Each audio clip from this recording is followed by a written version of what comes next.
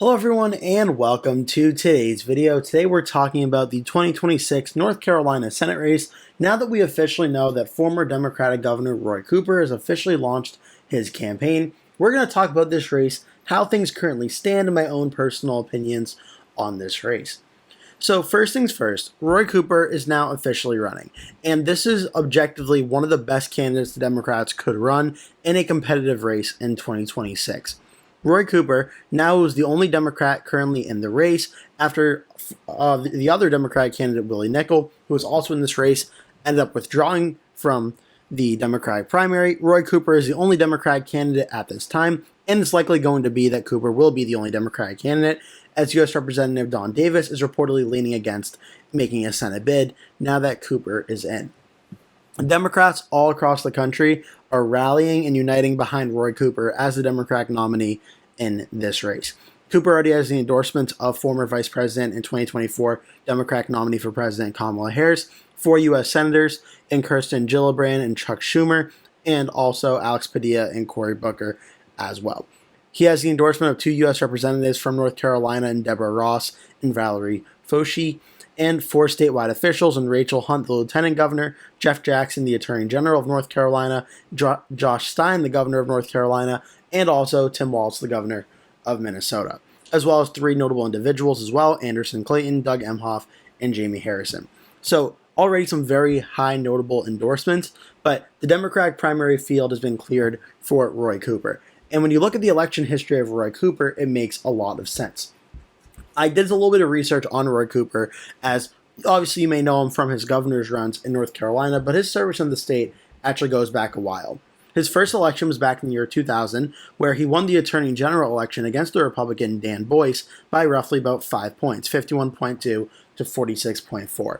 Now, just to give you an idea, because a 5-point win is certainly very impressive for Cooper in this race, back in the year 2000, the presidential race ended up going for the Republican George W. Bush by 12.8% against Al Gore. So this was a likely Republican state in the strongest of terms, and yet the margin of victory in the Attorney General race for Roy Cooper was just around 5%, which would be around a likely Democratic win. Now, 4 years go by. 2004, Roy Cooper running for re-election. He faces off against Republican Joe Nott. This race ends up being about an 11-point win for Roy Cooper. And again, I don't know if you know what happened in 2004, North Carolina, still a solid to likely Republican state, voting for George Bush by 12.4%. North Carolina was not the close competitive swing state in 2004, yet Roy Cooper was able to win by roughly 11 points. 2008, Roy Cooper won by a massive margin, 61.1%, to the Republican Bob Crumley's 38.9%. Now, you may also remember that in 2008, this was the last time North Carolina voted for the Democrat at the presidential level for Barack Obama by 0.33%. But again, look at those numbers also, though.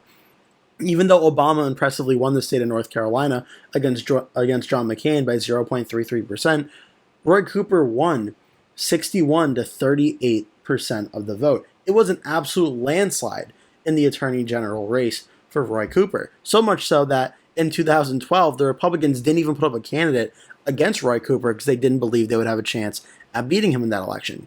Now, come 2016, Roy Cooper, the Attorney General of North Carolina, decided to take on Republican incumbent Governor Pat McCrory. Now, Pat McCrory may be a name that sounds familiar to you if you've been following politics for a while now.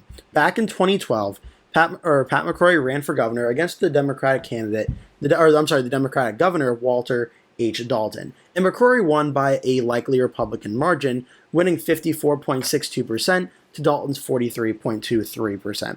So this was a very big win. Now, something very important happened between 2012 and 2016. I do believe there was a law in the state of North Carolina that had to do with, I think it was gender identity and using the bathroom or something like that. I'm not totally 100% sure on the specifics, but I remember that Governor McCrory at the time signed a law that a lot of people in North Carolina were not approving of, and it was not a very popular law. So that raised some questions going into the election that could Pat McCrory actually lose in the next governor election since his approval ratings were not all that high.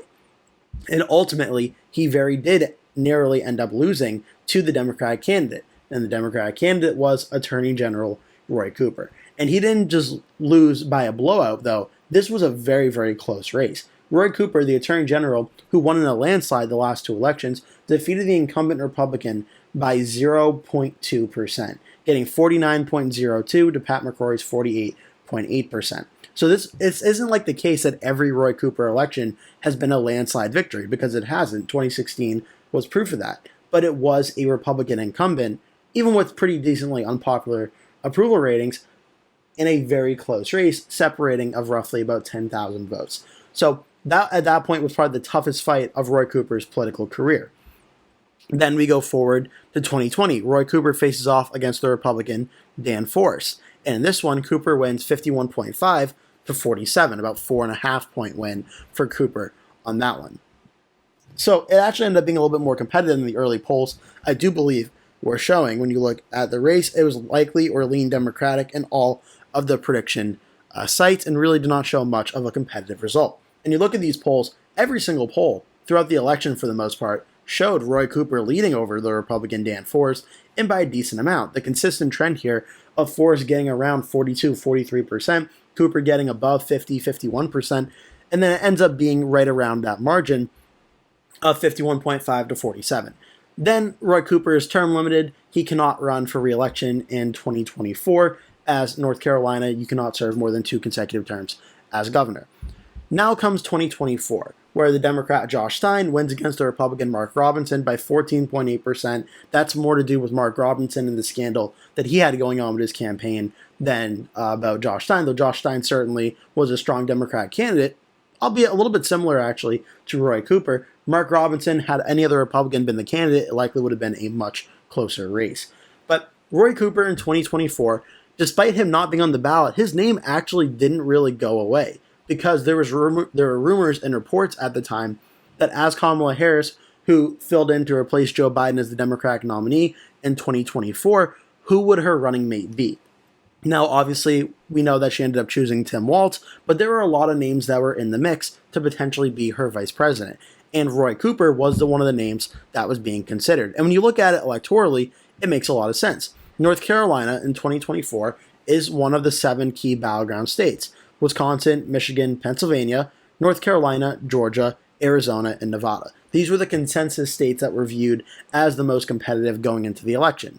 Now, the election results certainly don't always line up 100% with the polls. For instance, New Hampshire and Minnesota ended up having smaller margins of victories than Arizona did, but for most of the campaign, North Carolina was one of the 7 key battleground states. And Roy Cooper, being the former Democratic governor of this state, which has at the presidential level been a consistent lean Republican state, really going back a very long time now.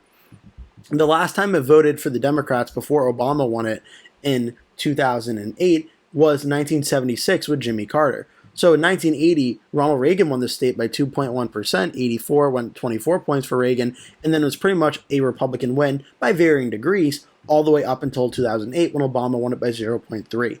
And then in 2012, Mitt Romney won it by 2, Trump won it by 3.7 in 2016, Trump won it again by 1.3 in 2020, and now Trump won it by 3.2 in 2024. Now we come to 2026, where on the Senate side of things, this is going to be Republican Thom Tillis. Thom Tillis, who was first elected in the very great Republican midterm year of 2014. The Republicans had a big resurgence. President Obama's approval ratings at the time were not very good. And Thom Tillis ended up defeating Democratic incumbent Senator Kay Hagan by 1.6%. And this was a race that, at the time, it was very close, but it looked like the Democrats may actually have a strong chance at holding on here. Because going into the final weeks or so, you'll actually see Kay Hagan was performing pretty strong in the polls. The last public policy polling showed Kay Hagan with about a 2-point lead over Tillis in that poll. YouGov had Kagan up by 3. And then Tillis had a few polls where he was leading as well. But this one was really all over the place. And what ended up happening was Thom Tillis ended up winning by about 1.6 over Kay Hagan, with the Libertarian candidate getting about 3.74%. So plurality of the vote here, giving Tillis a very narrow win, but an important win for the Republicans. 6 years later, Thom Tillis runs for re-election in 2020. This race also showed a lot of potential to being a very close race, and one that Thom Tillis could conceivably actually lose. And in the final polling aggregates, Cal Cunningham, the Democrat, was leading over Thom Tillis. Now, Cal Cunningham You may remember this actually did have, I believe, a late-breaking scandal in the campaign that, in large reason, ended up being one of the reasons why Cunningham lost to Thom Tillis. But you can see, leading up into the final days and weeks of the campaign, Cal Cunningham led pretty much routinely in this race against Tillis. So it seems you could argue that Tillis got lucky in 2020, where he ended up winning this race at the same ticket when President Trump was at the top of the ticket and arguably helped Tillis win this election. Now it comes 2026, where we knew pretty much from the get-go, given Thom Tillis' performances in 2014 and in 2020, that North Carolina was going to be one of the closest Senate races in 2026. And you could argue the rankings on this. You could argue it as lean for the Republicans, tilt Republican, toss-up, tilt Democrat, lean Democrat. You could really argue any of those, and there's a pretty decent argument to be made for all of them at the time. But Thom Tillis going into this election was viewed as probably one of the most endangered senators up for re-election. Right up there with Jon Ossoff in Georgia, Gary Peters in Michigan, and Susan Collins in Maine. However, we know that a few weeks ago, Thom Tillis dropped out of the race, and a large reason possibly being President Trump putting a lot of pressure on him and saying essentially he would endorse a primary challenger against him. Tillis was also reportedly not too keen on running for a third term anyway, and that eventually just caused him to get out of the race. So a few things are going on here in North Carolina. One, the Republicans do not have an incumbent senator to run behind.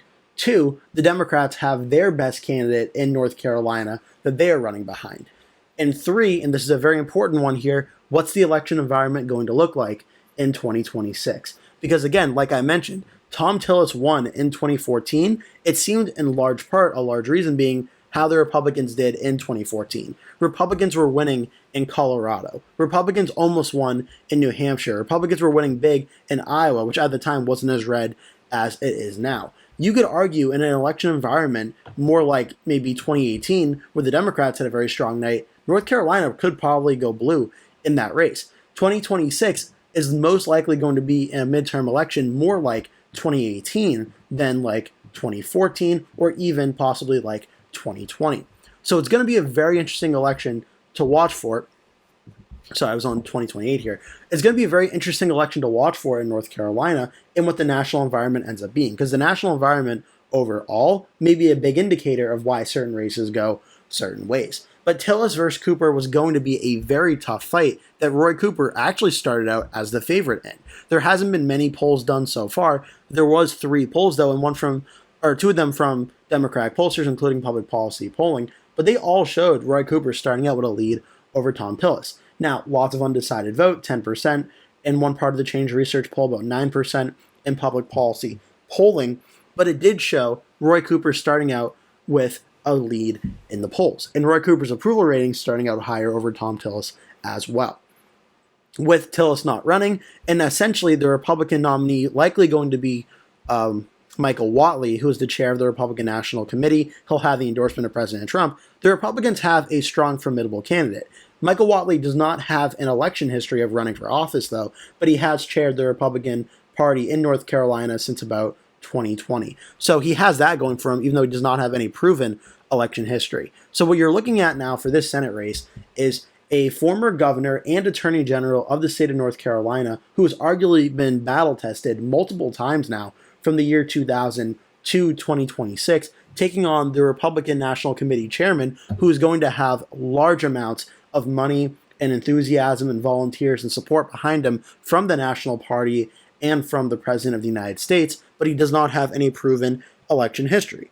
And it's not always 100% an exact science. You can ask President Trump about that. But usually having election history to go off of gives a candidate a much stronger chance at winning than a candidate that is sort of an outsider that's never run for office before. Again, it doesn't always 100% play out that way, like with Donald Trump in 2016, but for a vast majority of the times, that's usually how it goes. So from a candidate quality election standpoint, you could argue between Roy Cooper and Michael Whatley, which I'm assuming will be the matchup for 2026 for this race.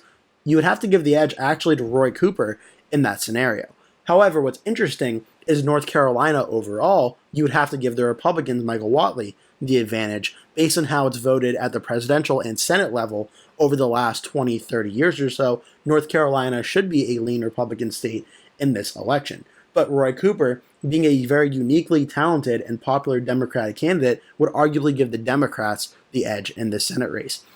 And then you have to factor in what is the national environment in 2026? What are President Trump's approval ratings looking like at that time? Do any of the candidates between Cooper or Whatley have any scandals or problems in the campaign that develop over the next year or so? There's so many factors in Senate races that make very close Senate races happen, and this has the makings of being one of the closest without a doubt. So right now, I do have North Carolina as one of 3 states I have in the toss-up category, and I do think North Carolina ends up being decided by under 1 point. Right now, though, I actually do have Roy Cooper starting out in the tilt Democratic category to win this race, and that is not a decision I've made lightly. North Carolina, it's, in my opinion, it'd be very easy to give it to the Republicans as a default of North Carolina just stays in the Republican column, but I do think Roy Cooper is perhaps the one Democrat in the state of North Carolina in this election environment that could very narrowly squeak out a close victory. I don't buy at this point in time the arguments of North Carolina being